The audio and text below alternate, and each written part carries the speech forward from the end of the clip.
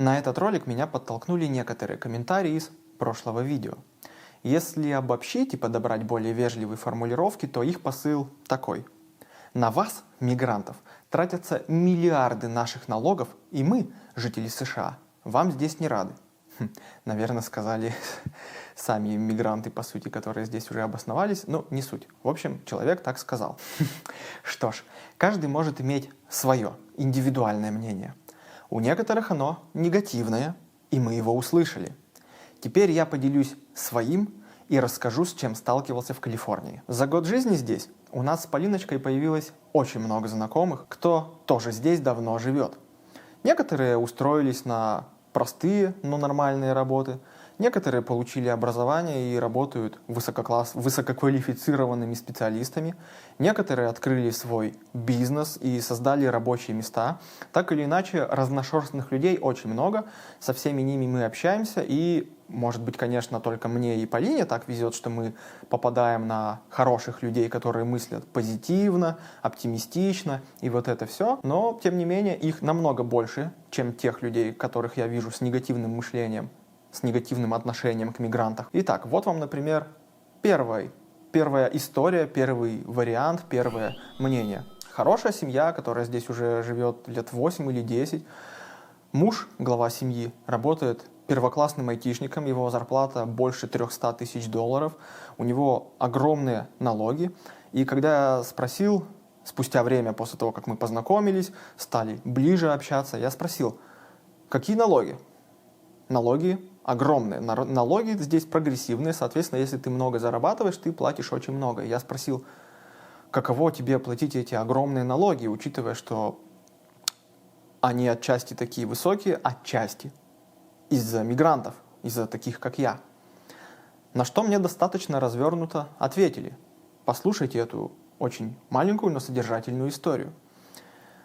Один из детей их, гражданин Америки, родился здесь.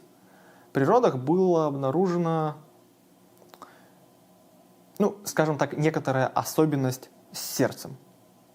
Его взяли на операцию новорожденного человека. Операция была такая, что во многих странах ее даже не делают. То есть, спасти человека с этой особенностью в некоторых странах, и в частности в той, откуда мы, невозможно. То есть не делают такой операции. Человека спасли. На данный момент ему 5 лет, и все хорошо. Операция была бесплатная. Тут, конечно, можно сказать, что повезло, ля-ля-тополя, но, тем не менее, такое здесь случается нечасто. Плюс она могла быть платной, но большую часть расходов бы покрыла страховка платная, так что не будем цепляться за деньги. Самое главное, что человека спасли. И второе самое главное, то, что ребята здесь очень хорошо устроились, не так давно купили дом второй, который они будут использовать как дачу, потому что он в горах. Я им помогал туда много всего перевозить на своем трачке. И что мне говорит этот человек?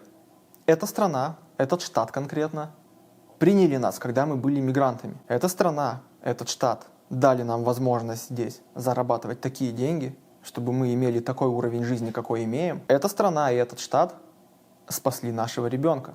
Теперь мы будем платить эти налоги. Да, небольшие, но мы видим, на что идут. Эти же налоги помогают нашей семье. Отчасти мы относимся к этим налогам как к отложенной плате вот за то, что использовали. И людей в русскоязычном комьюнити с подобными историями очень много. А даже у кого истории не подобные, а просто они адаптировались, начали спокойно жить и ни с чем таким не сталкивались, но просто платят большие налоги, они тоже ко всем нормально относятся. Самое главное, что в этой стране абсолютно всем, подавляющему большинству, без разницы, кто ты, откуда ты, как одеваешься, на чем ездишь, кем работаешь. И про кем работаешь важно подметить, что здесь уважают всех людей, всех работников. То есть даже уборщиков, грубо говоря, туалетов там в Макдональдсе, их тоже уважают, потому что это работа. Человек делает работу, он приносит пользу. Второй пример – это американцы. Я немало с ними работаю, хэндименом, и доставки тоже иногда бывают к американцам. С некоторыми, с кем я работал не один раз, то есть у меня уже с ними было общение, там несколько дней, неделю, например, постоянную работу они мне подкидывали. Со временем, когда мы немного сближались, я у нескольких разных американцев тоже спросил про отношение к нам, к мигрантам, отношение к вот этим огромным налогам Калифорнии, ну и вообще в целом вот про всю эту ситуацию. Как вы к этому относитесь? И вы знаете, по сути, мнение это ничем не отличается от русскоязычного комьюнити. Вот что мне сказали, например, двое американцев, женщин и две женщины, с двумя женщинами я общался на эту тему, и с одним мужчиной. Все живут в дорогущих домах за $1 миллион. То есть тоже, знаете, типа не просто абы кто, и очевидно те люди, которые платят тоже много налогов, как минимум даже налоги на дома огромные, потому что дорогой дом, огромные налоги за дом. И я их спрашиваю, во-первых, как вы относитесь ко мне как мигранту? Во-вторых, почему вы меня еще и нанимаете? А в частности, вот с женщинами, у которых я работал, подрабатывал хэндименом, они платили $30 в час. И я спрашиваю, это не маленькая оплата. Почему? И каково вам от этого? Ну, знаете, в целом тут с американцами тоже подходит разговор к тому, что у некоторых из них родители тоже там мигранты, или, например, там папа мигрант, мама американка, то есть вот они поженились, и родился этот человек, который теперь нанял меня на какую-то подработку. Соответственно, кто-то у них в семье был мигрантом. Некоторые сами являются мигрантами в штате Калифорния из каких-то других штатов, то есть может показаться, что это как-то звучит очень смешно, типа, ну они же в первую очередь американцы, но надо понимать, что здесь каждый штат — это по сути своей небольшое тоже государство внутри штатов. У каждого штата есть свои законы, у каждого штата разная политика, у каждого штата разные налоги. Соответственно, когда человек приезжает в Калифорнию, например, из какого-то дешевого штата, для него тоже может оказаться шоком некоторые нюансы жизни в Калифорнии, и в частности огромные налоги, и поэтому они тоже как бы себя называли типа «я мигрант в Калифорнии», то есть я там мигрант из Джорджии, там, я там мигрант из Флориды, но тем не менее мигрант, да, хотя американец, американка. И они тоже, короче, говорили про то, что, ну, во-первых, кто-то из родителей был мигрантом, и, соответственно, ну, вот мы пришли к тому, к чему пришли, как мы можем негативно относиться к мигрантам, типа.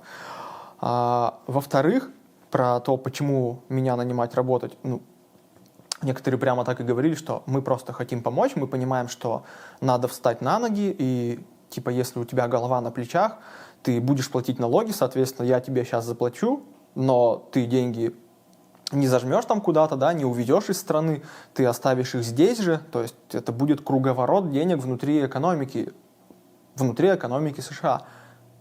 Интересно, логично. Плюс они также, я не знаю, как это сформулировать, ну, знаете, просто типа, когда ты к кому-то плохо относишься, это же по сути расизм, а здесь с этим очень строго. Поэтому как бы все разговоры, по сути, свалились к тому, что люди даже, ну, американцы не совсем понимали, а что не так-то? Ну, типа, ты мигрант, окей, типа, в чем вопрос?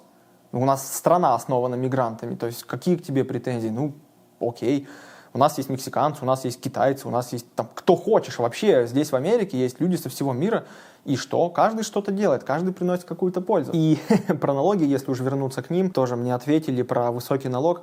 Слушай, ну, естественно, это было там все на английском, я там с переводчиком задавал вопросы, не просто было на отвлеченные темы общаться, в отличие от рабочих вопросов. И, значит, про налоги мне одна женщина так классно рассказала, объяснила свою позицию. Слушай, мы приехали в Калифорнию, мы сами не отсюда, да, мы знали, почему хотим в Калифорнию. Из-за определенных там каких-то экономических возможностей, да, из-за природы, из-за климата. То есть вот мы переехали сюда, мы знали, на что идем. Мы знали о правилах игры, и мы их приняли. То есть не было такого, что мы приехали, здесь как-то было не так, а потом как-то стало вот так, хлынули мигранты, поднялись налоги, все стало плохо. Нет, не стало плохо. У всех все нормально, у всех все хорошо. Все совсем в Калифорнии справляются, все выживают. В итоге у всех все нормально. То есть каждый сам выбирает свой путь, каждый может выбрать жить в палатке и быть бездомным, может выбрать открыть бизнес и либо прогореть, но тоже и быть пройти такой путь. Возможно, открыть бизнес и выиграть, и получить большие деньги, и типа, как после этого жаловаться на какие-то налоги, на еще что-то. То есть ты знал, на что идешь, тебе дали возможности, объяснили правила игры, ты их принял и живешь по ним, принимая их. Соответственно, опять же, тоже никакого расизма, негативного отношения к себе я не услышал. Хорошо поговорили, они, некоторые, кого я спросил, да, объяснили свою позицию. Я подумал, типа, блин, а о чем тут еще говорить? Ну, потому что я сам тоже к этой теме никак не отношусь, потому что я сам мигрант, типа, мне все нормально, я сюда, по сути, ехал за тем, что, ну, страна и, в частности, штат максимально иммигрантонаправленные, все будет хорошо. Так оно и сложилось. То есть вот эти комментарии, которые я увидел под предыдущим видео, они просто натолкнули на эту мысль, чтобы поразмыслить на ней и вспомнить, о чем я с некоторыми людьми говорил. Так-то в целом вот так. То есть у всех мнения, как вы видите, крутится вокруг одного, примерно все одинаково. Деньги все эти вернутся обратно в общую экономику. Налоги, ну налоги не супер высокие, то есть, ну типа да, на что-то высокие, на что-то нормальные, но все сбалансировано. То есть никто тут не разоряется, у всех все хорошо. Я уверен, что самый богатый штат Америки умеет считать и зарабатывать деньги. И уж если он один по ВВП опережает некоторые страны, такие как, например, Франция, только представьте, один штат Америки опережает по ВВП целые страны. И при этом этот штат так открыто иммигрантонаправлен, явно они понимают важность понаехавших. Да что Калифорния? В принципе, вся страна построена и создана мигрантами. Да, десятки из них сядут на пособия, но тысячи устроятся работать в разные сферы, в разные отрасли, от низкоквалифицированных до высококвалифицированных сотрудников. Сотни откроют бизнес, создадут новые рабочие места. Также найдутся единицы, уникумов, таких как Сергей Брин или Илон Маск, но они будут именно здесь. Потому что, и в итоге, именно здесь понимают то, что иммигранты в любом случае, так или иначе, внесут свой вклад в экономику. Что ж, теперь давайте рассмотрим путь среднестатистического мигранта через Мексику. Первый его шаг — это, собственно, он заходит через Мексику, начинать новую жизнь с чистого листа, без каких-то документов. Второй этап — ожидание этих самых документов, и именно в этот момент, как я предполагаю, что именно на эта система и рассчитана, так она заложена, что пока ты ждешь разрешения на работу и прочие документы, ты получаешь социальную поддержку. И в этот момент ты сидишь на социальной поддержке. Ну, примерно это рассчитано на полгода, потому что полгода нужно, чтобы получить, в нашем случае, как мигрантов через Мексику, разрешение на работу. Третий шаг. Ты получаешь разрешение на работу, начинаешь работать, и вуаля, сам становишься налогоплательщиком. Мы с Полиночкой сейчас именно в этом ключе, именно на этой стадии находимся. Мы сейчас работаем, и мы сейчас налогоплательщики. И следующий вариант, этап эволюции — выучиться какой-то профессии еще более крутой и пойти устроиться на более крутую работу, на более высокооплачиваемую работу, получить тут образование, да? Или открыть бизнес, как я уже и говорил. Похоже, чем я и буду заниматься, как минимум точно, в ближайшее время. А есть другой тип людей. Их, слава богу, меньшинство. Это бездельники, которые сидят на пособиях всю жизнь или работают совсем чуть-чуть, чтобы заработать небольшие деньги себе чисто, но и при этом не превысить планку по доходу, чтобы не лишиться пособий. То есть есть какая-то планка, по-моему, там типа $2000. И вот они зарабатывают 1800 и не лишаются пособий, и при этом, 1800, но при этом у них вся социальная поддержка. Некрасиво, да, получается? Согласитесь. Вот, наверное, таких мигрантов не любят. Но, опять же, таких мигрантов единицы. Также есть homeless или бездомные. И бездомные тоже есть разные.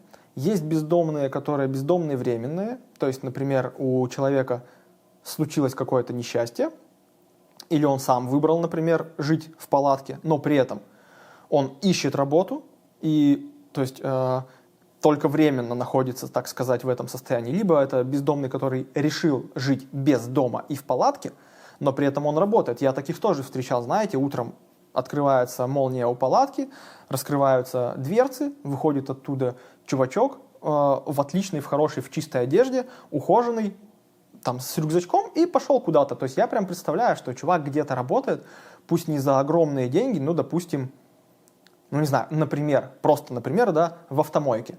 Полезная работа? Ну, конечно, люди из СНГ скажут, что это херня, а не работа, но это работа, это полезная работа. Человек моет машины других людей. Как это можно считать бесполезной работой? Чувак решил жить так, то есть, допустим, он там получает 2500-3 тысячи долларов, ну, такая типа средняя зарплата, да, в Калифорнии. Но при этом он живет в палатке, он копит сейчас, например, на дом. Ну, то есть, если ты хочешь потом купить дом, пожить в палатке, как бы это не укладывалось в голове у нас, как жителей, бывших жителей СНГ, это вполне себе путь быстро накопить деньги на down payment за жилье, на машину и тому подобное, потому что вот мы сейчас платим за жилье 2300 в месяц. Представьте, чувак даже, например, работает так же, как я, зарабатывая 4-5 тысяч долларов, но при этом он каждый месяц не тратит 2000 долларов на жилье. Каждый месяц эти 2000 долларов он может отложить и через 10 месяцев иметь 20 тысяч долларов. Это тебе чем не down payment на какой-нибудь не супердорогой, но дом? 20 тысяч долларов — это, елки-палки, это хорошая машина. За 20 тысяч долларов ты можешь купить Теслу с пробегом. Ну, а кто-то просто выбирает так жить. То есть он хочет жить в палатке, ему нравится аскетичный образ жизни, при этом он работает, но при этом он не сидит на пособиях. Но есть бездомные, которые, конечно, для некоторых это может прозвучать расизмом, но а как это по-другому назвать? Есть откровенно ужасные бездомные, которые сидят на всевозможных пособиях, которые не работают, которые не приносят никакой пользы, и мало того, они целыми днями, каждый день, день изо дня ширяются, сидят вот такие обдолбанные целый день, когда немного у них сходит этот дурман, они выходят на дорогу и могут тут же насрать, могут просто стоять мирно с табличкой «дайте денег» и никого не трогать. Ну да, это выглядит некрасиво. Могут пойти стекла у машин бить, чтобы что-нибудь своровать. Хотя, казалось бы, зачем? У тебя все есть, у тебя есть пособие и тому подобное. Может быть, вам, хейтерам меня, надо вот к этим людям относиться с негативом, потому что они реально живут на ваши налоги. Они не приносят никакой пользы, они не работают, они имеют доступ к наркоте, они на эти же самые пособия покупают эту наркоту. Так мало того, им еще и помимо всей этой поддержки социальной, медицины, денег на еду в виде карточки с деньгами, в виде денежного пособия, так им еще и устраивают центры для бездомных, где их подстригут бесплатно, где им дадут помыться, где их накормят, помимо того, что у них есть карточка с деньгами на еду, по которой ты можешь пойти купить продукты, хоть в Костко, хоть где. Большинство кафешек поддерживают эти EBT-карты, ты можешь пойти в Макдональдсе по EBT-карте купить там еды, условно говоря. Так при этом им еще и в центрах помощи устраивают шведский стол. И всеми силами там им помогают еще телефон, им дают там бесплатную связь и тому подобное, пытаются их простимулировать, ассимилировать в общество. Как я отношусь к этим людям? Это сложный вопрос. Кому решать? Кто имеет право решать, кому давать поддержку? Считаю ли я, что мы как-то больше достойны поддержки, чем они? Что нам, мигрантам из России, там откуда-то еще, надо дать социальную поддержку, а им нет? Ну, нет, не считаю. Но чувствуется какой-то дисбаланс, да? Есть ли у меня стрёмные мысли, когда мы с Полиной платим огромные налоги, помимо просто налогов, да, на доходы, на зарплату, когда ты покупаешь, да что, например, микроволновку, когда ты покупаешь за 200 баксов и платишь за нее налог почти $40, или покупаешь iPhone и у тебя за него sales tax $100, покупаешь там наушники Apple за $199 и на них 24, по-моему, доллара налог, появляется ли у меня какое-то не очень чувство? Ненадолго появляется. Но если начать рассуждать на эту тему, что кто-то достоин социальной поддержки, а кто-то недостоин, то все упрется в очень сложный вопрос, а кому решать, кто достоин? Тут и до дискриминации недалеко. Мой поручитель, который живет здесь больше 20 лет, у которого тоже свой бизнес, разные несколько бизнесов, все хорошо, все отлично, он мне как-то сказал, когда мы с ним тоже поближе познакомились, не раз уже общались на какие-то отвлеченные темы по жизни, так вот в одном из таких разговоров он мне как-то сказал: Николай, когда ты здесь поживешь, твое мнение немного изменится по отношению к политической партии. Когда ты заехал в Калифорнию, ты будешь очень долго благодарен демократам, потому что благодаря демократам ты здесь оказался. Благодаря демократам ты здесь оказался достаточно просто, благодаря демократам у тебя была социальная поддержка, когда она тебе нужна была. Благодаря демократам тут есть свои плюсы, или были свои плюсы, тут уж как у кого.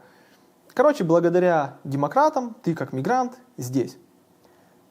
Но когда ты поживешь и столкнешься с определенными минусами, а минусы есть, их очень много, но это тема для отдельного видео, мы с Полиночкой обязательно его скоро сделаем, про плюсы и минусы жизни в Калифорнии. Так вот, поручитель говорит, сначала ты будешь благодарен демократам, а когда поживешь, захочешь видеть у власти республиканцев. Что-то в этом есть. Мысли такие на этот счет меня, признаюсь честно, порой посещают. Что ж, напишите свое мнение в комментариях под этим видео на этот счет.